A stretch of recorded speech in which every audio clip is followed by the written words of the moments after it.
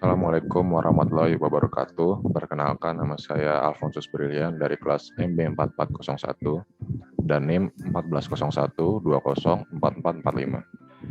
Pada kesempatan kali ini saya mau menjelaskan hasil analisis laporan keuangan PT MNC Investama.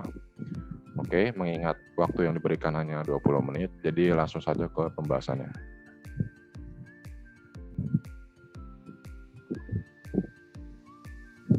Oke, PT MNC Investama sendiri atau lebih dikenal dengan nama MNC Corporation atau MNC Group merupakan perusahaan multinasional yang bergerak di bidang media, finansial, properti, sumber daya alam, dan transportasi yang berpusat di Jakarta.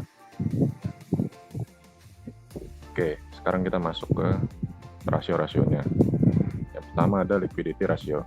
Liquidity ratio merupakan variabel keuangan yang digunakan untuk menentukan apakah sebuah perusahaan sanggup membayar utang jangka pendeknya atau tidak.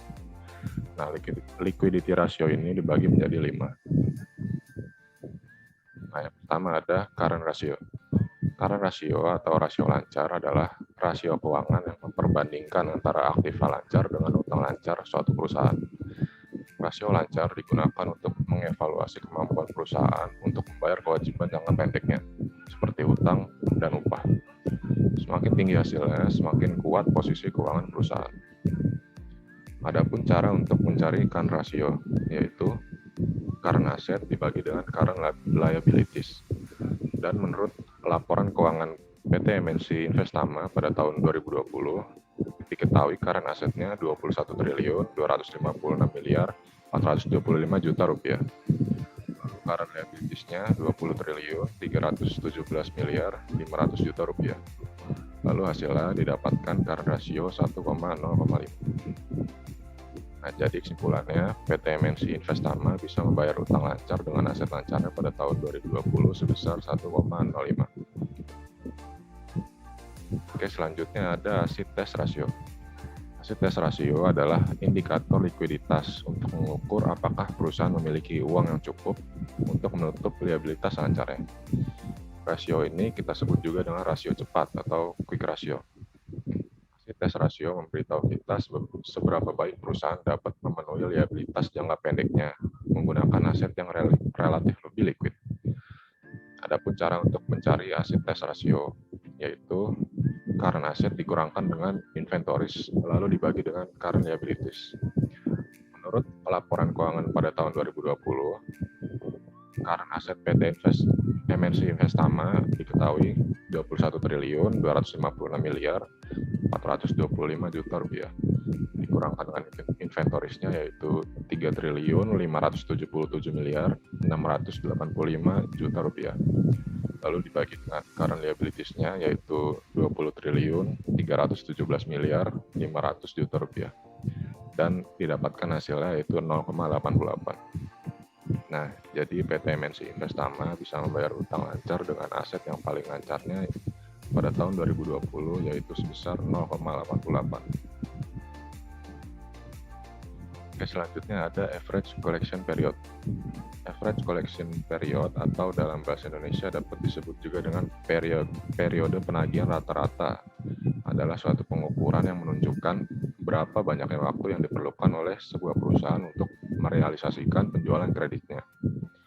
Dengan kata lain, average collection period adalah jumlah hari yang berlalu antara tanggal penjualan kredit dengan tanggal perusahaan menerima pembayaran dari penjualan kredit tersebut. Lalu ada pun caranya mencari average collection period, yaitu account receivable dibagi dengan daily credit sales.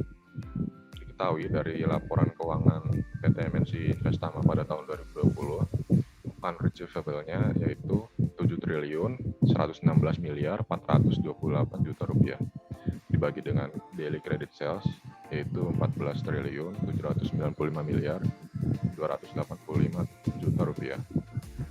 Hasilnya didapatkan adalah 0,49. Nah, jadi kesimpulannya, PT MNC Investama memerlukan waktu rata-rata periode mengumpulkan piutangnya pada tahun 2020 sebesar 0,49. Oke, selanjutnya ada juga account receivable turnover. Account receivable turnover ratio atau rasio perputaran piutang adalah perhitungan keuangan sederhana yang menunjukkan seberapa cepat pelanggan kita membayar tagihan mereka. Nah, rasio ini pada dasarnya adalah untuk mengukur efisiensi perusahaan dalam mengelola dan mengumpulkan kredit yang diberikan kepada pelanggan. Lalu ada pun cara untuk mencari account receivable turnover ini, yaitu sales dibagi dengan account receivable. Nah, diketahui pada laporan keuangan PT MNC Investama pada tahun 2020, salesnya adalah 14 triliun 795 miliar 285 juta rupiah. Lalu dibagi account receivable-nya, yaitu 7 triliun 116 miliar 428 juta rupiah. Lalu hasilnya didapatkan 2,08. Nah, jadi kemampuan PT MNC Investama dalam menagih utang kepada pelanggannya pada tahun 2020 yaitu sebesar 2,08. Oke, selanjutnya ada inventory turnover. Inventory turnover atau disebut juga stock turn atau inventory turn adalah pengukuran berapa kali persediaan terjual dalam satu tahun. Inventory turnover mengukur seberapa cepat perusahaan menjual persediaan dan bagaimana analis membandingkannya dengan rata-rata industri. Lalu ada pun cara untuk mencari inventory turnover, yaitu cost of goods sold. Ini bisa disebut juga dengan HPP, dibagi dengan inventory. Lalu diketahui pada laporan keuangan PT MNC Investama pada tahun 2020, HPP-nya adalah 7 triliun 560 miliar 783 juta rupiah. Dibagi dengan inventory-nya yaitu 3 triliun 577 miliar 685 juta rupiah. Hasilnya adalah 2,12. Nah, jadi kesimpulannya, banyaknya persediaan PT MNC Investama yang mengalami perputaran pada tahun 2020 yaitu sebesar 2,12. Selanjutnya ada capital structure ratio. Capital structure ratio adalah perhitungan jumlah utang dan atau ekuitas yang digunakan oleh perusahaan untuk membiayai aktivitas operasional dan pembelian aset perusahaan. Capital structure ratio ini dibagi menjadi dua. Pertama ada debt ratio atau rasio utang. Ini adalah rasio solvabilitas yang mengukur total kewajiban perusahaan sebagai persentase dari total asetnya. Dalam arti tertentu, debt ratio ini menunjukkan kemampuan perusahaan untuk melunasi kewajibannya dengan asetnya. Dan dengan kata lain lagi, menunjukkan berapa banyak aset yang harus dijual perusahaan untuk melunasi semua kewajibannya. Adapun rumus untuk mencari debt ratio, yaitu total debt dibagi dengan total aset. Diketahui pada laporan keuangan PT MNC Investama pada tahun 2020, total debt-nya adalah 3 triliun 75 miliar 528 juta rupiah. Dibagi dengan total asetnya yaitu 59 triliun 484 miliar 422 juta rupiah. Lalu hasilnya diketahui 0,06. Nah, jadi kesimpulannya, PT MNC Investama untuk melunasi utangnya pada tahun 2020 yaitu sebesar 0,06. Lanjut, yang kedua ada time interest earned. Time interest earned ratio adalah rasio yang mengukur kemampuan perusahaan untuk membayar atau membayar kembali biaya bunga di masa depan. Rasio ini memiliki beberapa kali perusahaan dapat menggunakan pendapatan sebelum pajaknya untuk membayar biaya bunga. Oleh karena itu, jelas bahwa semakin besar rasionya, maka semakin menguntungkan. Lalu ada pun rumus untuk mencari time interest earned, yaitu operation income dibagi dengan interest expense. Dan dari yang diketahui dari laporan keuangan PT Investama pada tahun 2020, operation income-nya adalah 1 triliun 525 miliar 889 juta rupiah. Dibagi dengan interest expense-nya yaitu 1 triliun 246 miliar 937 juta rupiah. Lalu didapatkan hasilnya 1,23. Nah, jadi kemampuan PT MNC Investama dalam membayar beban bunganya pada tahun 2020 yaitu sebesar 1,23. Nah, berikutnya kita masuk pada Asset Management Efficiency Ratio. Asset Management Efficiency Ratio ini digunakan untuk mengukur kemampuan sebuah perusahaan dalam mengelola aset yang telah digunakan. Asset Management Efficiency Ratio ini dibagi menjadi dua. Yang pertama ada total asset turnover. Total asset turnover ini mengukur aktivitas, aktiva, dan kemampuan perusahaan dalam menghasilkan penjualan melalui penggunaan aktiva tersebut. Rasio ini juga mengukur seberapa efisien aktiva tersebut telah dimanfaatkan untuk memperoleh penghasilan. Lalu adapun rumus untuk mencari total asset turnover, yaitu sales dibagi dengan total asset. Dan seperti yang diketahui pada laporan keuangan PT Investama pada tahun 2020, salesnya adalah 14 triliun 795 miliar 285 juta rupiah. Dan total asetnya 59 triliun 484 miliar 422 juta rupiah. Lalu hasilnya yaitu 0,25. Jadi kesimpulannya, efisiensi PT MNC Investama dalam menggunakan asetnya untuk menghasilkan penjualan pada tahun 2020 yaitu sebesar 0,25. Lalu berikutnya ada fixed asset turnover. Fixed asset turnover adalah rasio keuangan yang mengukur produktivitas dan efisiensi aset tetap dalam menghasilkan pendapatan. Rasio yang lebih tinggi adalah lebih disukai karena menunjukkan perusahaan menggunakan aset tetapnya secara lebih efisien. Nah, sebaliknya rasio yang rendah dapat mengindikasikan inefisiensi operasi. Lalu cara mencari fixed asset turnover adalah sales dibagi dengan net fixed asset. Dari laporan keuangan PT MNC Investama pada tahun 2020 diketahui salesnya 14 triliun 795 miliar 285 juta rupiah. Dibagi dengan net fixed assetnya adalah 15 triliun 602 miliar 187 juta rupiah. Lalu hasilnya didapatkan 0,95. Nah, jadi efisiensi PT MNC Investama dalam menggunakan fixed asetnya untuk menghasilkan penjualan pada tahun 2020 yaitu sebesar 0,95. Nah, lalu kita masuk ke profitability ratio. Ini yang terakhir. Profitability ratio ini digunakan oleh analis dan investor untuk mengukur dan mengevaluasi kemampuan perusahaan untuk menghasilkan keuntungan atau laba selama periode waktu tertentu. Nah, profitability ratio ini dibagi menjadi 6. Yang pertama ada operating return on investment. Operating return on investment adalah menunjukkan keefektifan manajemen dalam menghasilkan laba operasional atas aset-aset perusahaan yang diukur dengan membandingkan laba operasional terhadap total aset. Nah, rumusnya untuk mencari operating return on investment adalah operation income dibagi dengan total aset. Nah, seperti yang diketahui dengan laporan keuangan PT MNC Investama pada tahun 2020, diketahui operation income-nya adalah 1 triliun 525 miliar 889 juta rupiah dibagi dengan total asetnya yaitu 59 triliun 484 miliar 422 juta rupiah. Lalu didapatkan hasilnya 0,03. Jadi kesimpulannya, efisiensi PT MNC Investama untuk menghasilkan laba operasional pada tahun 2020 yaitu sebesar 0,03. Oke, selanjutnya ada operating profit margin. Operating profit margin adalah perhitungan untuk mengukur seberapa besar untung perusahaan dari pendapatan yang diperoleh setelah kita membayar seluruh biaya variabel produksinya.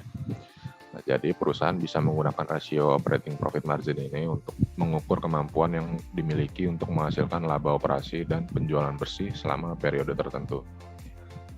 Adapun rumus untuk mencari operating profit margin yaitu operation income dibagi dengan sales.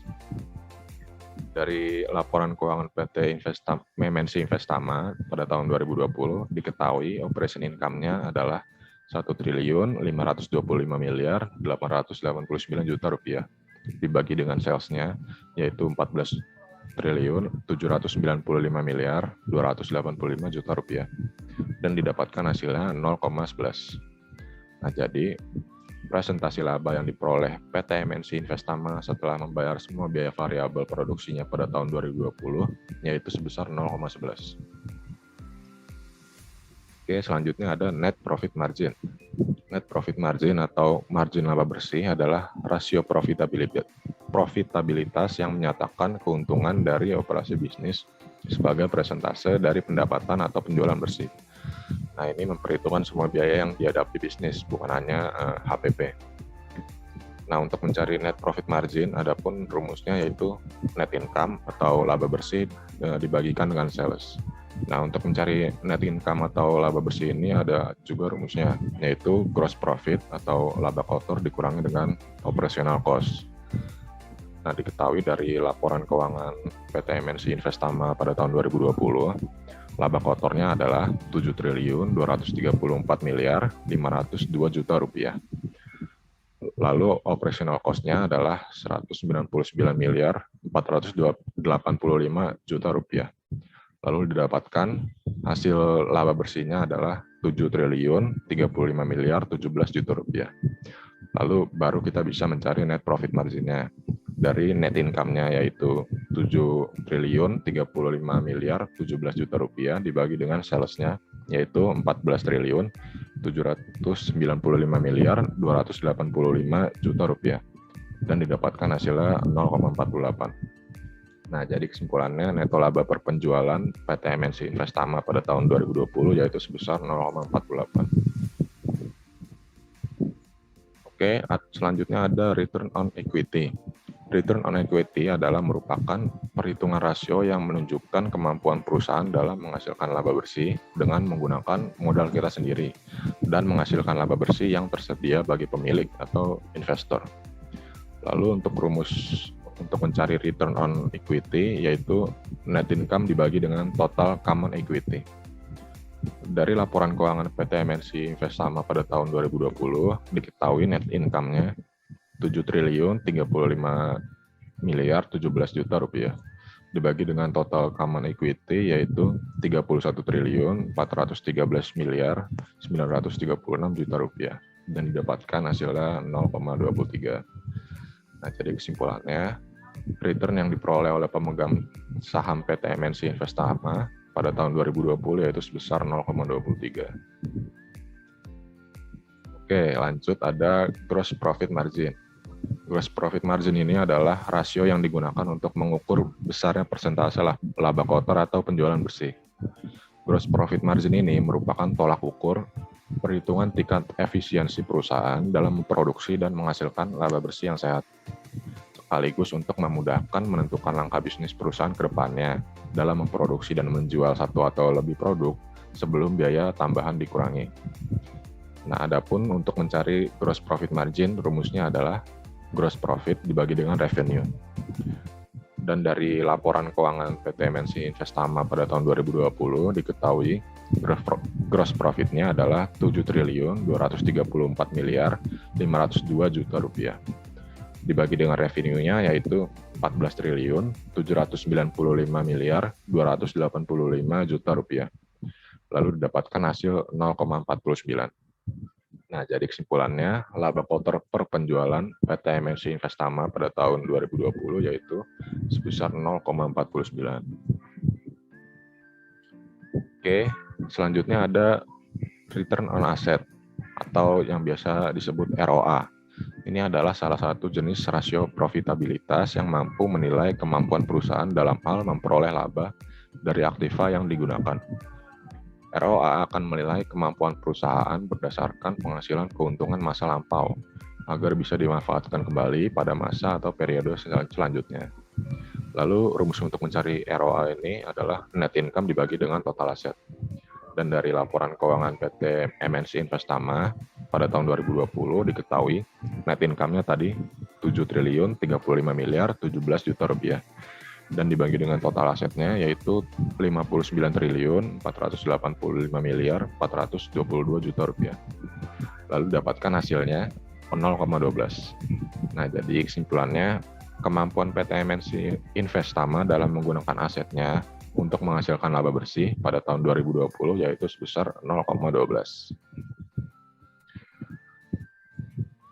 Oke, mungkin sekian dulu yang bisa saya jelaskan. Mohon maaf apabila ada kesalahan dan mohon maaf apabila saya menjelaskan secara terburu-buru mengingat durasi yang diberikan. Dan terima kasih telah menonton dan ya, sekian dan terima kasih.